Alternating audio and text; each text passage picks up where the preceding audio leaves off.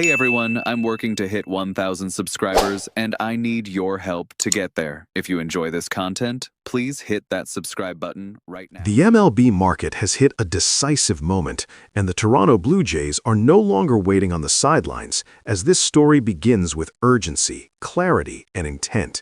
Welcome to the Blue Jays Report, where this entire video focuses on how Toronto is actively reshaping its future right now. And if you want to stay locked in on every move, take a second to subscribe and stay connected as the plan unfolds in real time before anything becomes official across the league. Toronto's front office is operating with purpose as the league shifts into a phase where timing matters more than headlines, and the organization is not chasing noise or optics, but executing a clear path built around efficiency, control, and sustainability, while others fixate on splashy signings. The Blue Jays are quietly attacking structural needs that money alone cannot solve quickly enough.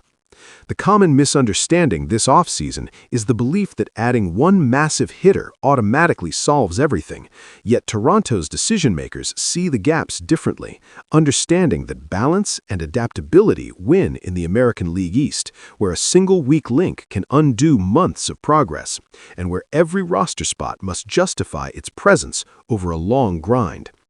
Trade discussions have become the primary tool, not as desperation, but as design, and recent history shows Toronto's willingness to act boldly when the right fit appears, with negotiations reflecting confidence rather than hesitation, signaling that this team values control years, defensive reliability, and situational excellence just as much as raw offensive totals.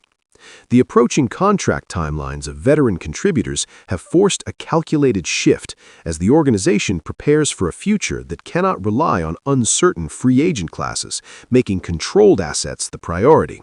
And the goal is simple: avoid a stalled window by transitioning smoothly instead of reacting late when options are limited and leverage disappears. Stephen Kwan enters this picture as a precise answer to a very specific need, offering an approach built on contact, discipline, and constant pressure. And while louder names dominate conversations elsewhere, Kwan's game fits Toronto's evolving identity, delivering consistent at-bats that keep innings alive and force opposing pitchers into mistakes. His ability to control the strike zone reshapes the lineup from within, adding a presence that rarely gives away plate appearances, and with over 170 hits last season, he becomes a steady engine rather than a streak-driven variable, creating opportunities for teammates while reducing the feast or famine patterns that stall rallies. Defensively, Kwan's impact extends beyond highlights, as his positioning, range, and decision-making reinforce a pitching staff built on precision. And with 63 defensive runs saved since 2022, his glove directly translates into outs, protecting leads and shortening innings in games that often come down to one swing. This type of move signals a philosophical commitment, as Toronto is not simply replacing outgoing veterans, but constructing a new foundation, one that values repeatable execution over volatility, ensuring that the transition does not feel like a reset, but rather a continuation of competitiveness built on smarter margins. The trade vision does not stop in the outfield, because another pressure point sits quietly in the bullpen, where a dependable left-handed option is essential for late innings, and Jojo Romero emerges as a clean solution, bringing ground ball dominance and calm efficiency to moments where control decides outcomes. Romero's performance last season speaks without exaggeration, posting a 2.07 ERA while ranking among the league's best at keeping the ball on the ground, and in high-stress situations, hitters managed just a 164 average, making him a stabilizing force rather than a gamble. This is the kind of acquisition that strengthens a team immediately while still offering flexibility, whether deployed from opening day or held as leverage toward the deadline, ensuring that close games do not slip away due to mismatches or fatigue when the calendar tightens and pressure multiplies.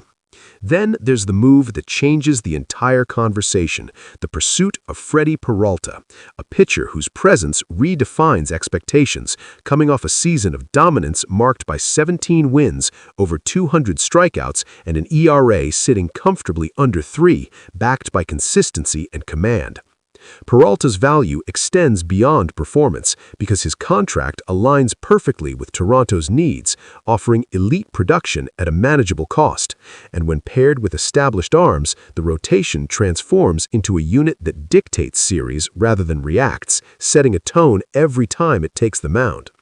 The cost to acquire him would be significant, demanding trust in internal evaluations and the courage to part with future assets. But the return is clarity, as this is the type of move that elevates a roster from competitive to threatening, narrowing the gap between contention and achievement. Toronto's recent behavior shows a willingness to make difficult decisions in pursuit of meaningful gains, understanding that standing still is the fastest way backward.